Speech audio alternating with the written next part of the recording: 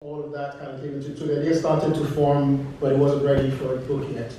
And then, ideas about the Cold War, about colonialism, which was a kind of invasion to Africa and to other places that were colonized. Maybe start thinking about aliens and the like. And then I think the final thing that kind of came in place was a book from the 1970s called The Andromeda Strain by Michael Crichton. And that had been in my head for a very long time, but it kind of all just kind of came together, and then all of a sudden it just became a story in my head. And I started to write it. I wrote about 40,000 words of it, and then I realized that I was writing the wrong book. So I stopped. I started again. I realized I was writing from the perspective of the wrong person.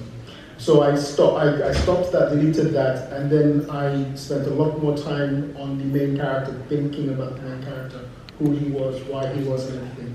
And when I had a good picture of that person, then I started writing it, and then it all kind of came together. That's the process.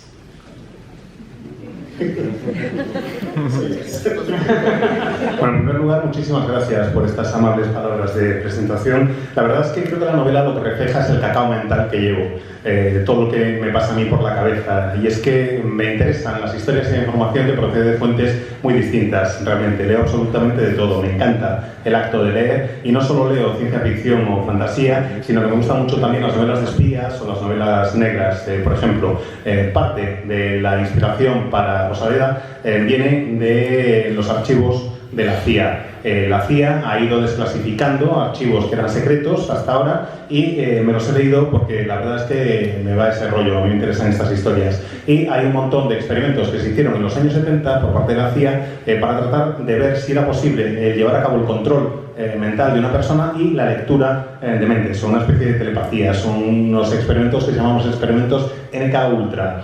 Hicieron pruebas en la CIA con todo tipo de personas que se suponía que tenían poderes psíquicos, llegaron a llamar incluso a Uri Geller, por ejemplo, y a otros, y lo que querían era hacer pruebas para determinar si realmente tenían este tipo de poderes mentales o no. Así que esa era ya una de las piezas de la historia que tenía yo en la cabeza. Además, en 2011 se dio un caso clínico bastante curioso. Era el caso de dos gemelos que estaban unidos, y sabéis que a veces hay gemelos que están unidos por el torso y demás. Bueno, pues en este caso eran dos gemelos que estaban unidos por la cabeza y que decían que podían escuchar el uno las ideas del otro. Y eso me pareció realmente interesante, me hizo reflexionar sobre si sería posible una unión cerebral a distancia, si sería posible escuchar los pensamientos de una persona incluso estando a distancia. Y me puse a pensar en cómo podía ser eso, y poco a poco se iba desarrollando también el libro. Me interesa mucho también el tema de la Guerra Fría y la época postcolonialista incluso, y me planteaba que lo que ocurrió con el colonialismo en África y en otros territorios era básicamente como una invasión alienígena, en realidad, si lo pensáis,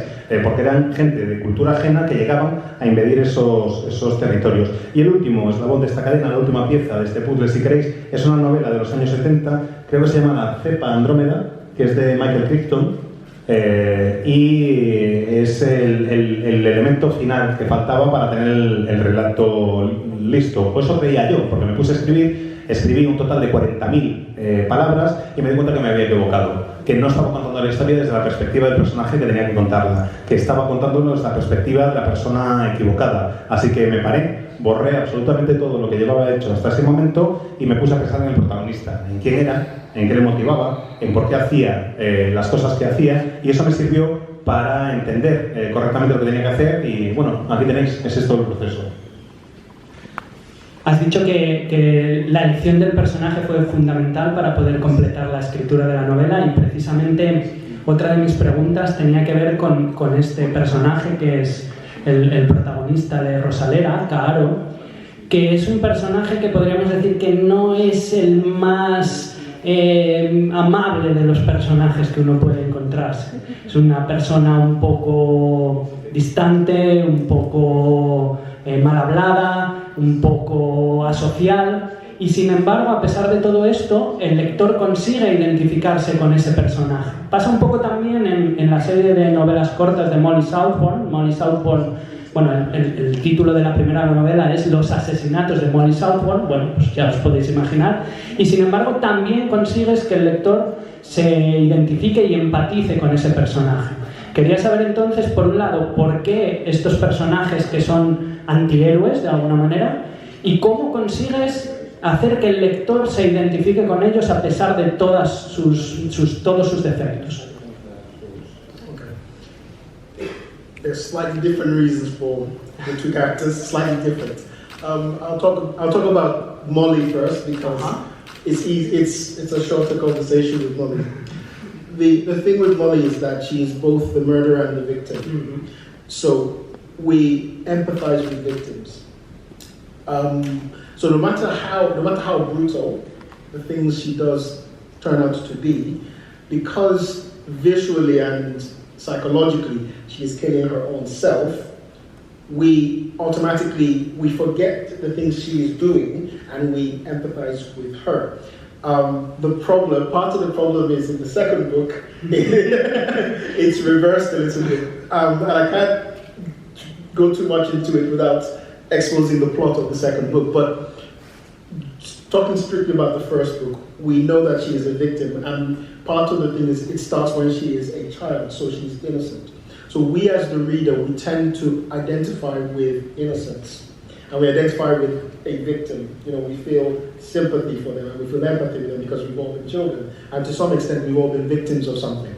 So it's easy for the reader to identify with her, despite the fact that she has to do very horrific things. And the other part of it is that when I was seeing her as a character, I was seeing her as a person suffering from a disease. So if you yourself or you have a friend who's ever suffered from something like hemophilia or diabetes, where you have to do something every day to keep yourself alive. So if it's that you have to inject yourself with insulin every day, it's still hurting yourself to do that, or testing your blood sugar. And for her, even though it's extreme because it is, it's a horror book, it is still the same thing. This is how she survives her illness. That's how she does it. And so because of that, because she's young, because she's a victim, because she has an illness, we empathize with her. It doesn't continue in the second book, but that's for that book. With Caro, the hero of Rosewater, it's a separate thing, and it was a very specific thing. His character actually comes from a criminal that I used to know, someone who actually spent time in prison for theft and the like. About half of his character is the character of that person. When I was in university, the domestic staff, the people who do the cleaning and emptying rubbish, they went on strike. So when they went on strike, we got money together and we paid some prisoners to come to the university and clean for us. So when they were on their break, one of them, I got chatting with one of them, and he told me, one of the events in the book is actually something that he told me, that he had stolen something, they found him and the mob was chasing him and he ran into a rubbish dump. That happened to him. He told me that story directly.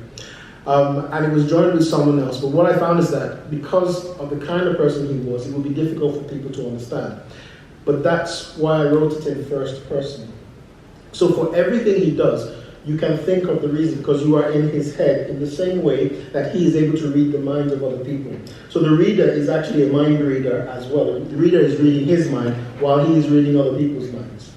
So because you are in his mind and you know why he's doing what he's doing, it makes you identify with him. And that was what, because of the things that I needed him to do, I needed the reader to become complicit. The reader was part of the crime themselves.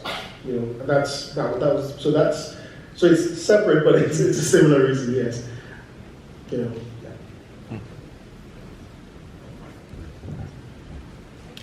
La verdad es que los motivos son distintos en ambos casos. La respuesta para estas preguntas es realmente diferente en ambos casos. Vamos a empezar con Molly, porque es la que me resulta relativamente más sencilla, es la que tiene una conversación, por así decirlo, una explicación más corta, y es que el personaje de Molly es a la vez asesino y víctima, y eso permite que el lector empatice con ella, sienta simpatía por ella. Básicamente, porque como la ves como víctima, da igual lo cruel y lo brutal que pueda llegar a ser, entiendes que ella está sufriendo y que la estás viendo y sientes ese sufrimiento, y eso permite que haya ese grado de empatía. Como mencionaba, en el segundo libro las cosas cambian, no puedo entrar en más detalles sin desvelaros parte de la trama, así que no voy a decir demasiado, pero en el primer libro ella se presenta efectivamente como una víctima y la conocemos desde la infancia. En la infancia todo el mundo es inocente y el lector se puede identificar con esa inocencia, puede asumirla y puede empatizar con Molly en ese papel de víctimas, porque hasta cierto punto todos hemos sido víctimas en algún momento y desde luego todos hemos sido niños o niñas en algún momento. Eso hace que sea fácil para el lector que se identifique, se identifique con Molly, a pesar de que le vea hacer cosas realmente muy duras, realmente horripilantes.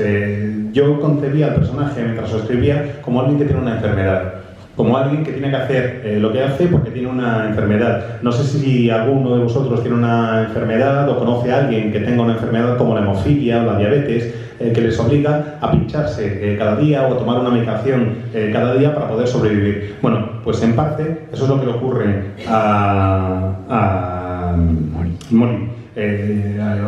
Una inyección de insulina, medirte el azúcar en sangre es algo que no deja de hacerte daño mientras lo estás haciendo. Y a Molly le ocurre algo parecido, hace cosas que le hacen daño para poder sobrevivir. Sé que el ejemplo que acabo de dar, en realidad la novela está llevado absolutamente hasta el extremo, pero esa es la forma, básicamente, porque no olvidemos que es una novela de terror, pero es la forma en la que ella puede sobrevivir a su enfermedad. Si la ves desde niña, si la entiendes como alguien enfermo, puedes empatizar con ella. El problema llega en el segundo libro, en que ya no puedes verla de esa manera, pero bueno, de momento no me voy a meter en más detalles. En cuanto a Caro, al prota de Rosaleda, los motivos son totalmente distintos. El personaje está basado, en parte está inspirado en un delincuente al que conocí, alguien que había pasado tiempo en la cárcel. Digamos que la mitad de Caro procede de cosas que aprendí de esta persona. Hace unos años, yo trabajo hace unos años hubo una huelga, del personal de limpieza en la universidad.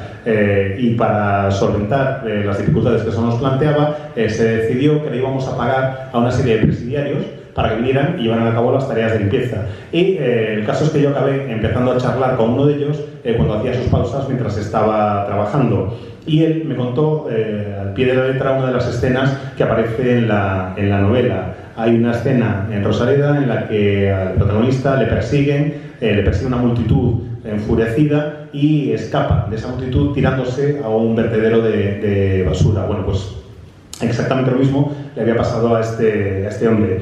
Por el tipo de personaje que es difícil empatizar con él, así que quería contar la historia en primera persona, para que el lector supiera en todo momento por qué hace lo que hace, para que entendiera el porqué de sus motivos, para que entendiera sus razones, y además para establecer un paralelismo, porque igual que él puede leer la mente de otras personas, el lector, al leer en primera persona, es como una especie de telépata también, que le está leyendo la mente al protagonista, que entiende en todo momento cuáles son sus motivaciones, que está dentro de la cabeza del protagonista, y eso permite que te identifiques con él, que entiendas por qué necesita hacer lo que hace en determinados momentos, que en cierta forma transformo al lector en cómplice de los delitos que está leyendo. Y bueno, esos son los dos distintos motivos para tener estos dos distintos tipos de enfoques para los personajes. Volviendo un poco a Rosaleda, una cosa que también llama la atención es que, a mí la primera vez que me hablaron del libro me dijeron, es una novela de primer contacto, ¿no? Hay alienígenas. Entonces, todos los lectores de ciencia ficción nos empezamos a imaginar cómo serán los alienígenas, sus naves, va a haber tiros, va a haber pistolas de rayos láser. Sin embargo, en Rosaleda, aunque hay alienígenas y el libro sería completamente distinto si no los hubiera, su papel es mucho más distante. ¿Por qué decidiste tomar este enfoque del papel de los alienígenas que están ahí en la sombra de alguna manera, influyendo en todo, pero que no se muestran directamente como en, digamos, los libros habituales de ciencia ficción?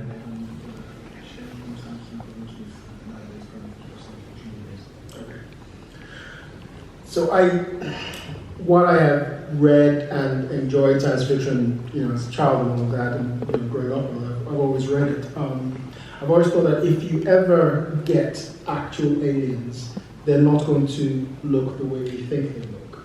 Most of the time, when we see aliens in films or we read about them, they are projections of ourselves. Right? They do what we have always done. In other words, they're invading us because they want something, which is basic human behavior. They do it because that's what humans do. So the aliens that we've had in our fiction and in our films and in our games, they are just reflections of ourselves. But that goes against the true meaning of alien. It has to be something that is different from us, that the motives are different from ours. There has to be some aspect of them that is not understandable.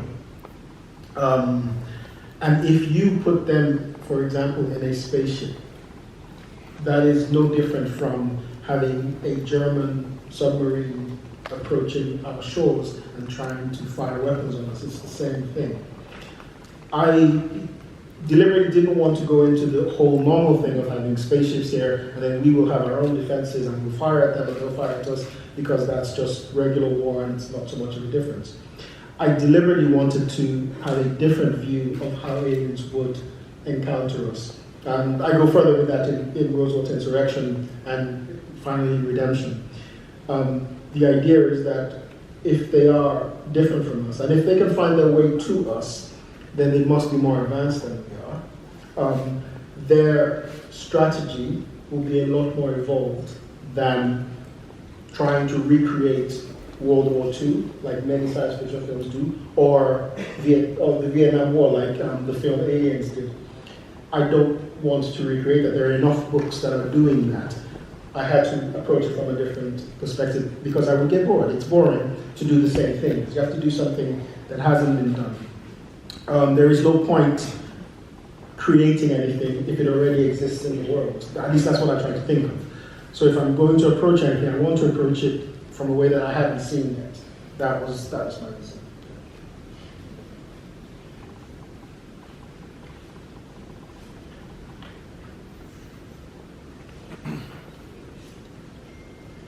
Aunque de niño consumía muchísima ciencia ficción, la leía y la veía, la verdad es que me apetecía hacer algo realmente diferente a lo que me había encontrado hasta ahora. En cualquier libro de ciencia ficción, en cualquier película de ciencia ficción o en casi cualquiera que te puedas encontrar, que te puedas echar en la cara, ves que los alienígenas se comportan como nos comportaríamos nosotros, que los extraterrestres hacen lo que harían los seres humanos. Y nos invaden y nos atacan porque esa sería en muchos casos la primera reacción del propio ser humano, y creo que eso va en contra de lo que es el concepto mismo del extraterrestre, del alienígena. Creo que precisamente el tipo de alien que nos encontramos en la ficción hoy en día, en los juegos, en la literatura, en el cine, son demasiado parecidos a nosotros, y las historias que se nos cuentan en todo este tipo de formatos acaban siendo nosotros contra ellos. Y yo no quería contar algo así, quería hacer algo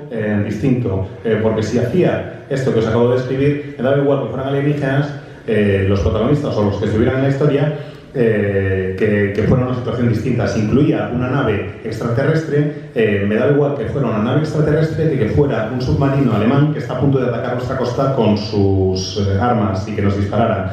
No quería meter las naves, no quería seguir el esquema típico de que llegan los extraterrestres, les disparamos, nos disparan y nos metemos en una guerra convencional y en una guerra de las que hemos visto un montón ya. Quería hacer algo absolutamente distinto. Quería que los alienígenas tuvieran una concepción diferente, y tanto en Rosalera como en Insurrección, que será la segunda parte, y en Redención, que será la tercera, pues buscaba hacer algo que fuera diferente. Quería plantearme cuál sería la verdadera reacción y la verdadera relación. Si llega una nave alienígena, si llega una cultura alienígena a nuestro planeta, quiere decir que son más avanzados que nosotros. Eso para empezar. Si son más avanzados que nosotros, yo considero que su estrategia será también una estrategia mucho más evolucionada, que no se limitarán a recrear tácticas de la Segunda Guerra Mundial, que es lo que acabamos viendo muchas veces en las películas de ciencia ficción, o que no se limitarán a hacer una guerra de guerrillas tipo la de Vietnam, que en realidad es el esquema que sigue la película Aliens. No quería recrear ese tipo de situaciones. Ya hay muchos libros que lo hacen hoy en día y a mí eso me aburre. Quería hacer algo distinto, quería hacer algo que no se hubiera hecho antes. ¿Para qué vas a crear algo? Es mi enfoque, si ya existe. ¿Para qué vas a rehacer algo que ya se ha hecho? A mí lo que me interesa es tratar de abordar todo este tipo de situaciones de una manera novedosa. Rosalera tiene lugar en una ciudad, la ciudad de Rosalera en Nigeria, y por eso esta novela ha sido a veces encasillada como la nueva ola de la ciencia ficción africana, ¿no? con otros autores como Nnedi Okorafor o como Lauren Dukes, que estuvo en el Festival Celsius hace unos años. Y sin embargo, yo sé, porque he leído un artículo que se ha publicado recientemente en la revista Supersonic, traducido al castellano, que toda esta idea del ascenso de la ciencia ficción africana no encaja realmente con lo que tú piensas que es la ciencia ficción africana. Entonces me gustaría que nos contaras un poco cuál es tu visión de esta idea. Well, if you've read the article, you know already that you know how I feel about it. I don't believe in a particular division of science fiction according to geographical region or according to, I guess, race or creed, in the sense that while I understand why you sometimes need to say, okay, there is African science fiction, to me there is just science fiction. The problem, it is also a problem though, because so people who are marginalized within a group, so for example, if we call science fiction a group, people who are marginalized need a way to identify themselves and to be identified by people who are looking for a particular thing. So African science fiction can become a category in order to find it, but it shouldn't be specifically that. I mean, the history of the thing used to be that, okay, on the one hand, they would never really, in science fiction films and narratives, there weren't any black people or Africans. And the idea for many decades was that Africans don't read science fiction, and that's not true at all. If even way back to the 70s and the 80s, even graffiti in Nigeria had Superman, it had King Kong, it had all kinds of fantastical elements from Western culture, from science fiction. So that was not true. And the other thing was that in the narratives, if you watch any science fiction, horror, fantasy films, if there are a few black people in it, they will die first. They're the ones that the monster will kill first. So there were certain hurdles that needed to be jumped. One of the hurdles was, first of all, it's not true that black people don't read science fiction, so that needed to be sorted out first. The second hurdle was that black people also write science fiction, right? And that needed to be jumped as well. And you got people like Octavia Butler, leading the charge in that. But then there was also another kind of division that said, okay, fine, well, that's black people in America, black people in Africa, or Africans in general don't read or write or do anything about science fiction. And so that needed to be proved wrong as well. And I think that at this time, I think such boundaries will not exist as much as they did before. The boundaries are still there. The risk, though, is that it becomes a ghetto, it becomes a place where they find, okay, yes, they do write it, but this is what they write, and then you build a wall around them and say it's African science fiction. But similar walls can be built around, say, okay, it's gay science fiction, it's LGBT science fiction, or it's this, or it's that. And those things are just, they are divisions that can hold things back. So if you say that a person is African science fiction, or the way they classify the rest of us, say it's world science fiction, or it's like world music. When you say world music, it puts you in a place in the shop. It's not helpful to them immediately. It's said that, well, that's fine, but it's not mainstream, and that is always a problem. And if people are writing and they don't get success, they will stop writing because they have other things to worry about as well. So they will just stop. So I think that while it has some usefulness to have an idea of African science fiction, in actual fact it's just science fiction, and they may be tackling African themes in it, but it's just science fiction. It's not different from everything else that is in science fiction, which is, okay, well, this is where you're from and that's why you're writing like this. But that should not create a separate literary category. It is the same thing. It is science fiction, it's fantasy, it's speculative fiction, it's horror. I don't actually care about it. And it's one of the reasons why I write about anybody. It's like, so Molly is an English girl, all right? You're from a farm in England and everything, and Kara is a guy from Africa. I will write whatever I like. I detest labels.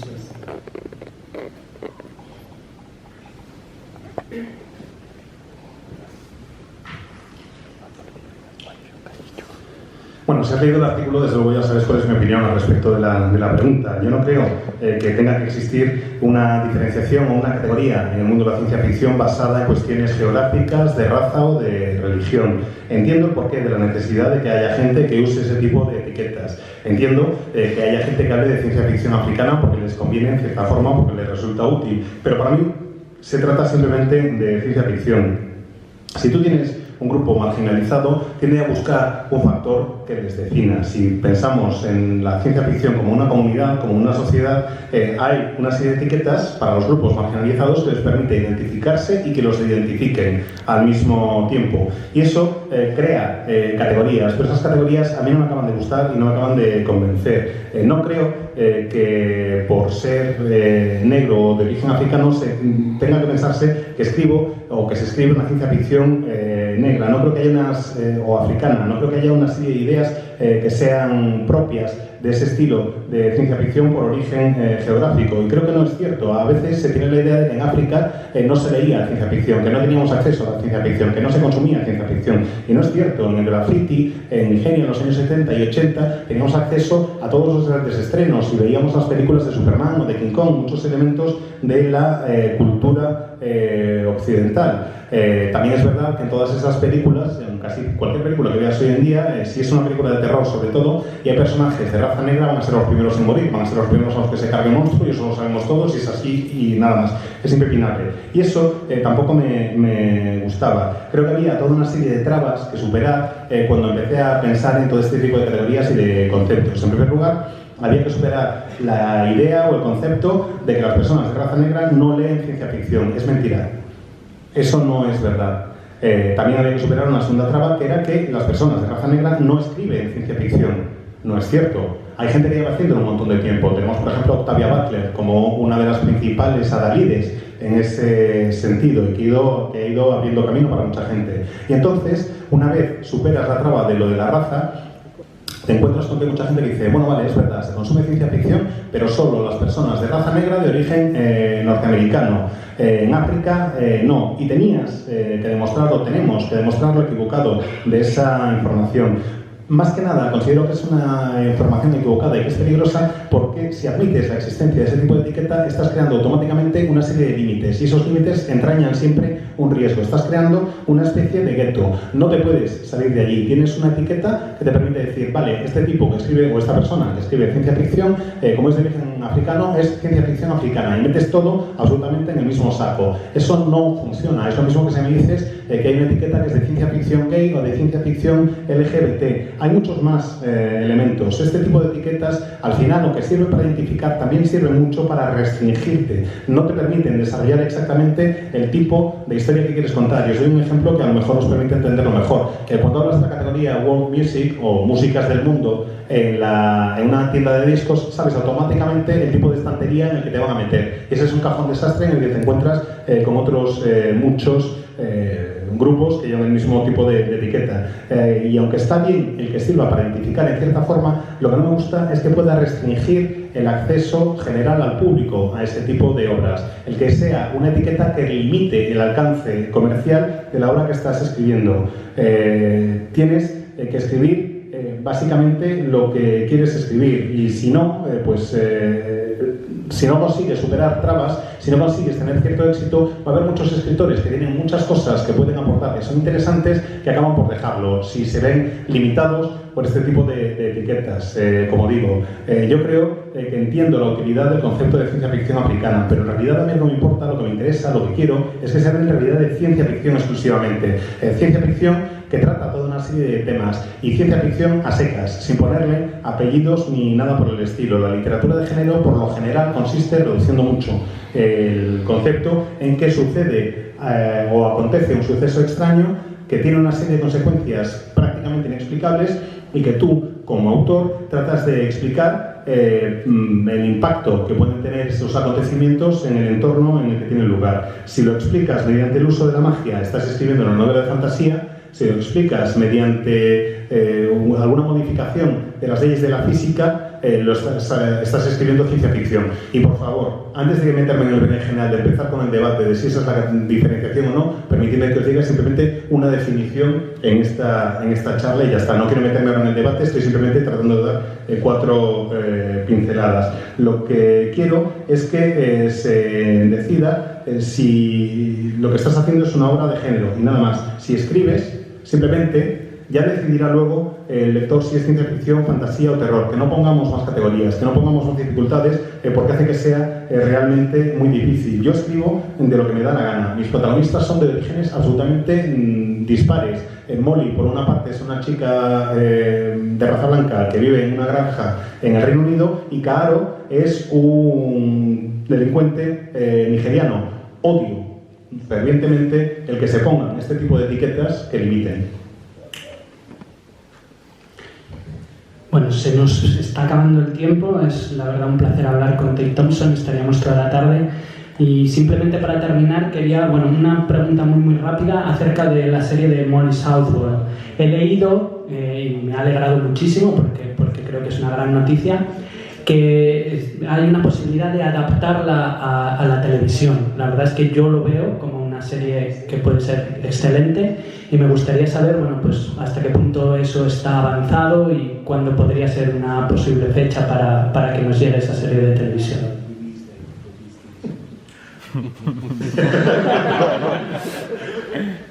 I am not, the way these deals are done, I'm not allowed to speak. But okay, yes, we have sold the rights. Okay.